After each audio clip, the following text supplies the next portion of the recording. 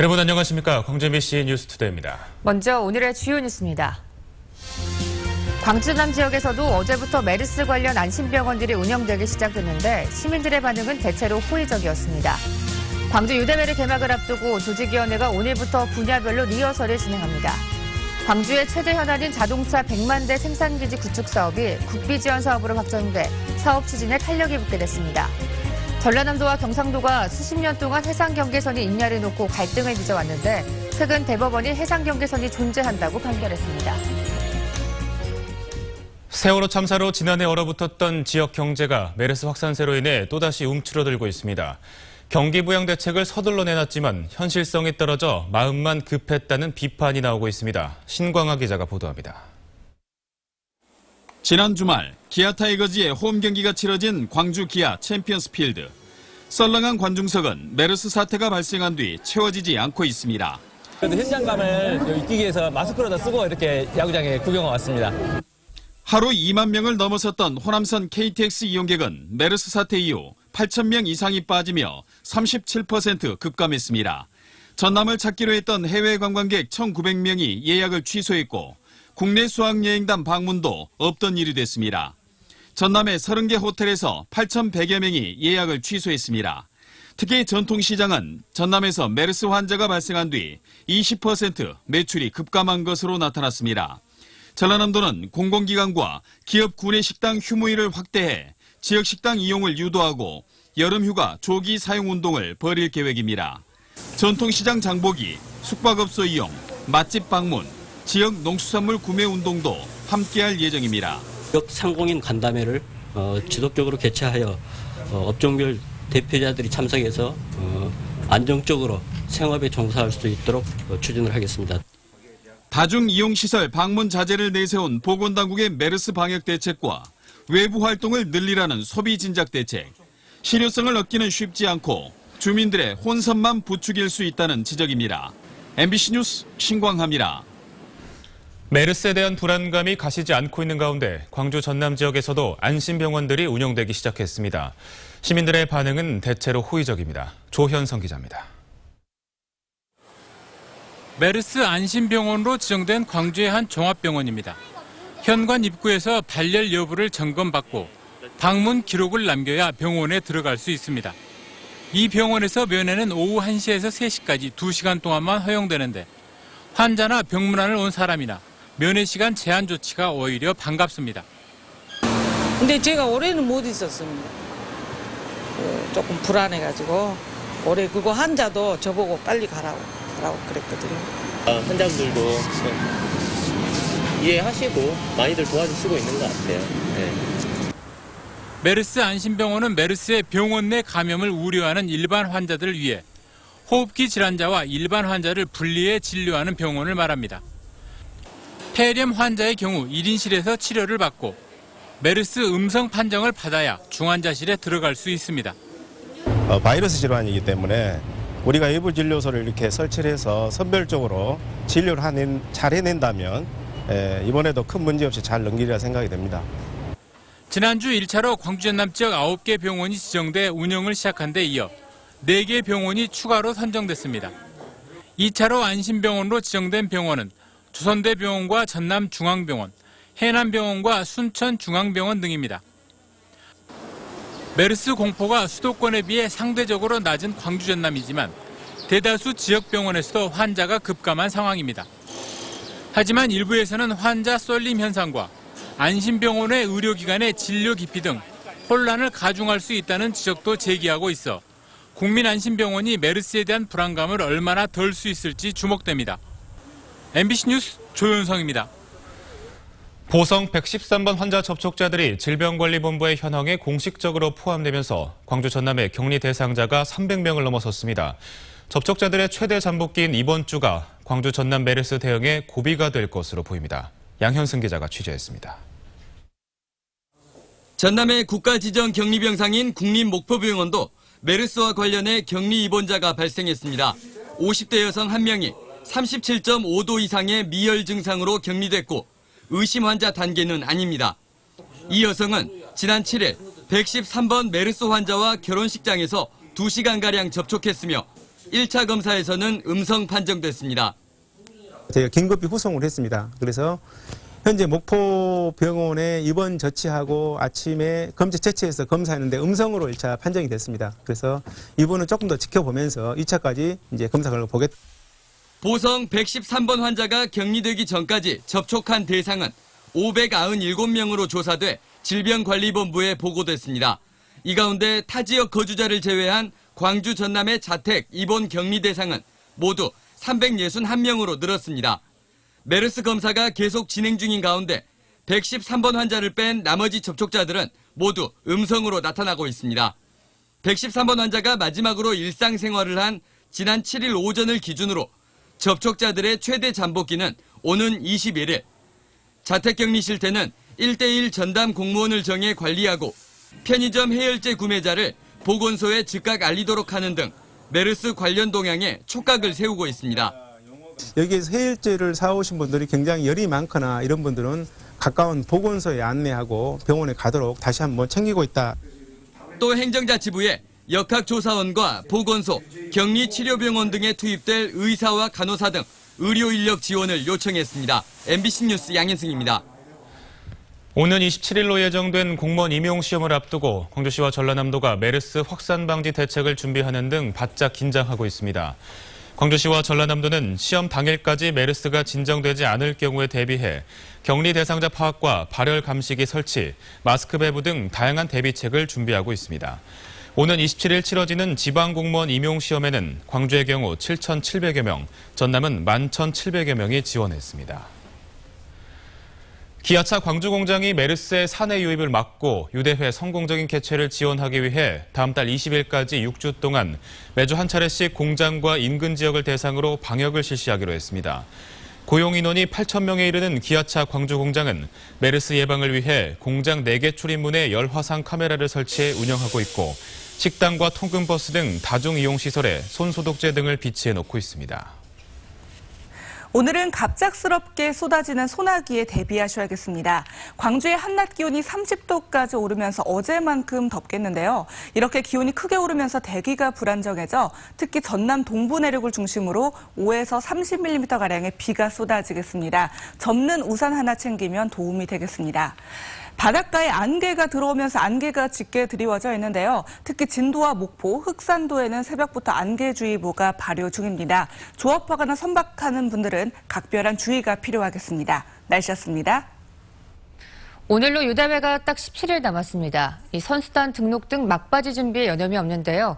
하지만 메르스라는 복병이 등장하면서 유대회 조직의 속이 타들어가고 있습니다. 송정은 기자입니다. 대회를 2주 남짓 앞둔 현재 138개국 12,000여 명의 선수가 등록을 마쳐 조직위가 애초에 예상했던 것보다 규모가 줄어든 상태입니다.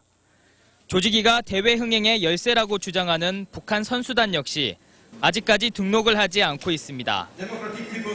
6.15 남북 공동행사 무산 등 남북관계 경색과 북한이 전염병 질환에 취약한 보건 환경이라 참가 여부가 불투명한 상태입니다.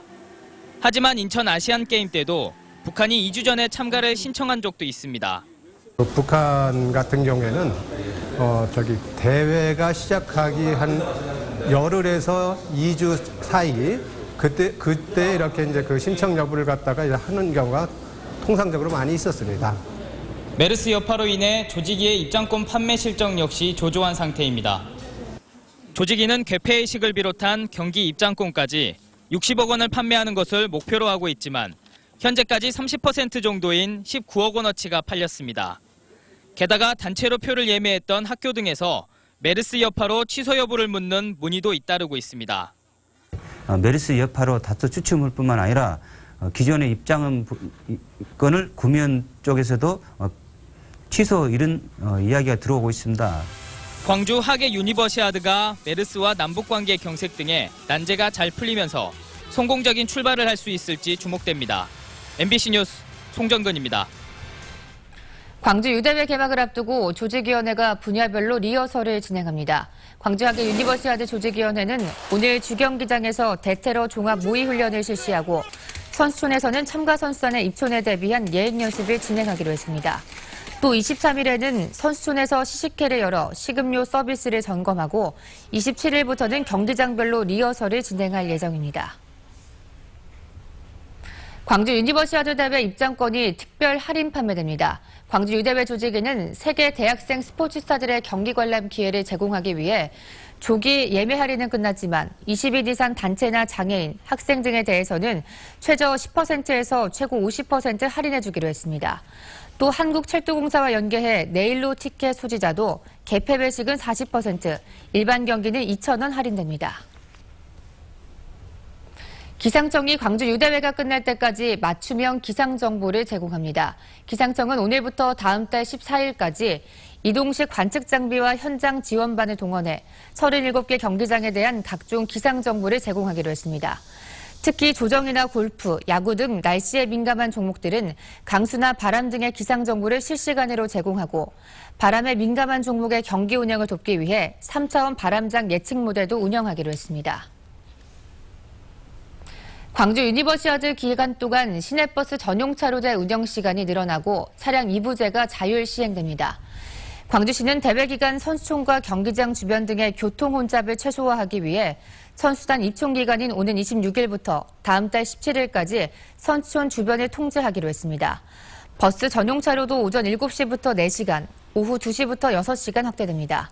또 개폐 회식이 열리는 다음 달 3일과 14일에는 오후 2시부터 밤 12시까지 경기장 주변 지역의 일반 차량 진입이 통제되고 주변에 임시주차장 14곳이 설치돼 셔틀버스로 관람객을 수송할 계획입니다. 광주의 최대 현안인 자동차 100만 대 생산기지 구축 사업이 국비지원 사업으로 확정돼 사업 추진에 탄력이 붙게 됐습니다. KDI에서 추진 중인 예비 타당성 조사에도 긍정적인 영향을 미칠 것으로 전망됩니다. 한신구 기자의 보도입니다.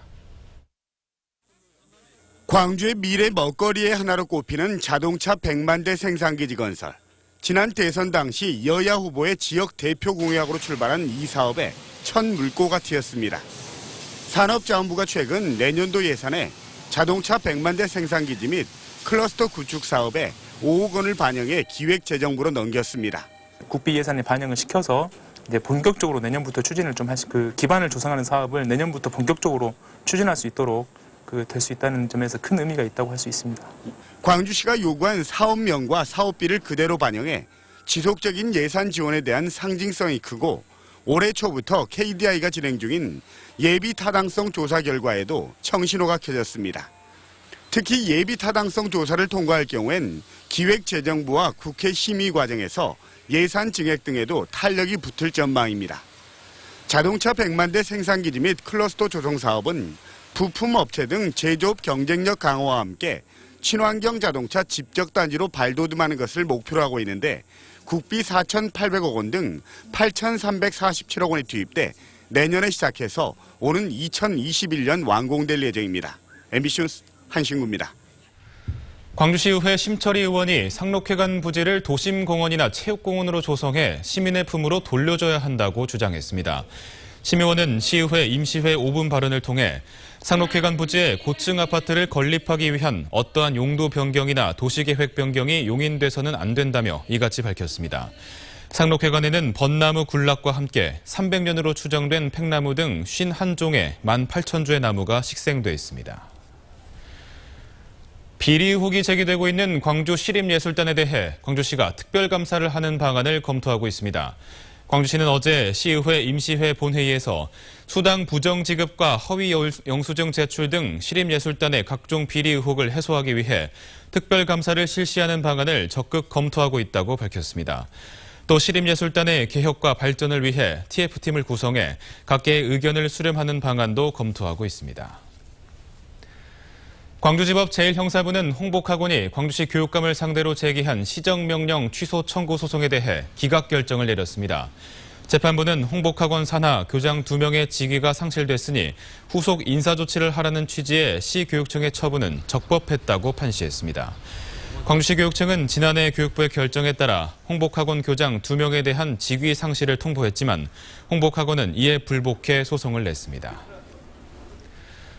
어제 오전 8시쯤 영암군 군서면의 한 마을에 사는 46살 손모 씨가 실종됐다는 신고가 접수돼 경찰과 소방당국이 수색에 나섰습니다. 손 씨는 아직 발견되지 않은 상태입니다. 경찰은 손 씨가 자살을 암시하는 말을 부인에게 했다는 점을 토대로 마지막으로 차량이 발견된 영산간 신금대교 일대를 수색하고 있습니다. 장성경찰서는 택시기사와 편의점 직원을 상대로 강도 행각을 벌인 혐의로 22살 황 모 씨 등 2명을 붙잡아 조사하고 있습니다. 황 씨 등은 어젯밤 11시쯤 장성군 진원면의 한 주유소 앞에서 60살 이 모 씨의 택시를 타 이 씨를 흉기로 중상을 입힌 뒤 택시를 빼앗아 달아난 혐의를 받고 있습니다. 이들은 또 여정업원 혼자 일하고 있는 편의점에 들어가 직원을 흉기로 위협한 뒤 현금 90만 원을 빼앗아 달아난 혐의도 받고 있습니다. 경찰은 장성에서 도주하는 이들과 30km가량 추격전을 벌인 끝에 붙잡았습니다.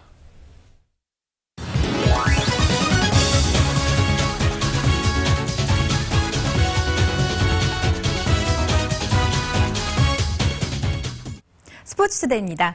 리그 7위에 머물고 있는 기아 타이거즈, 이번 주는 본격적인 중위권 도약에 나섭니다. 주중에는 잠실에서 LG와 주말에는 안방에서 KT와 맞대결을 펼칩니다. 기아 타이거즈는 지난주 넥센, 삼성과 치른 천적 시리즈에서 3승 2패로 선전하며 기분 좋은 한 주를 보냈습니다. 강팀을 상대로 절반 이상의 승리를 거뒀다는 점에서 3승 이상의 의미가 있는데요. 다시 5할 승률에 복귀한 기아는 이번 주 5할을 넘어 본격적인 승수 쌓기에 나섭니다. 이번 주는 순위상으로 약팀인데다 기아와 상대 전적에서도 열세에 있는 LG, KT와 만납니다. LG전에는 확실한 1, 2선발로 자리매김한 양현종과 스틴슨에 2년 만에 선발승을 챙긴 서재은까지 나섭니다.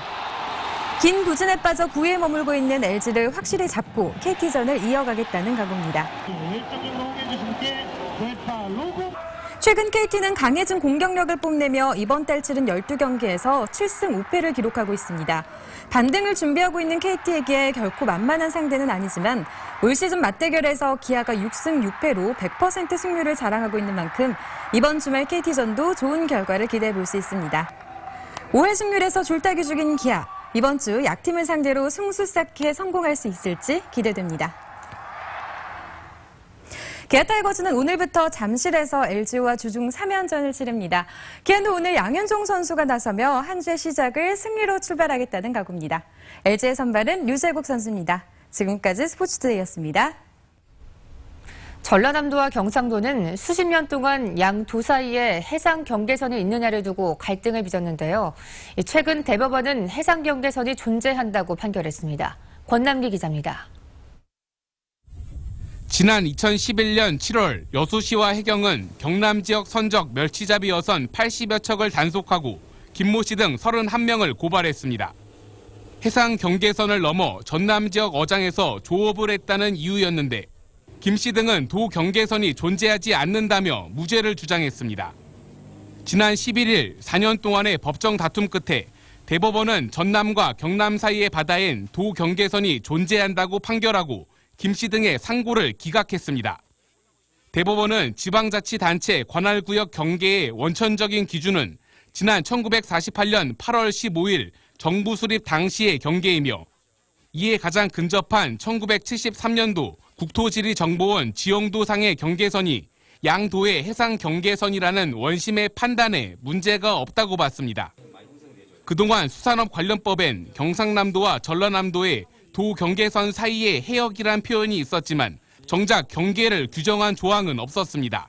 경남 어민들이 저희들이 단속 나가면은 실적으로 넘어갔다가 또 저희들이 철수를 하면 다시 넘어오는 그런 실정이었거든요. 경계가 존재한다는 대법원 판결에도 아직 도 경계선의 정확한 위도와 경도는 확정되지 않은 상태입니다. 위도, 경도 이런 거에 따라서 별도로 만들지 않고 있는 걸로 알고 있고 해상 경계에 대해서 법제화할 진행사항은 없고요. 갈등을 빚고 있는 해역은 멸치 금어기가 풀리는 7월이면 본격적으로 어장이 형성되는데 멸치의 크기가 작아 황금 어장으로 알려져 있습니다. MBC 뉴스 권남기입니다. 주경림 광주시 행정자치위원장이 광주여대 다목적 체육관 지하주차장 건립과 관련해 광주시가 시의회의 승인 도전에 60억 원을 편성하고 공사를 추진한 것은 예산심의권을 박탈한 것이라며 공식 사과하고 재발방지책을 마련하라고 요구했습니다. 특히 지하주차장 위 지상주차장 349면은 유대회 전에 완공이 불투명해 대회 성공을 위해 건립이 필요하다는 주장은 허구에 지나지 않고 특혜 논란을 자초한 꼴이라고 꼬집었습니다.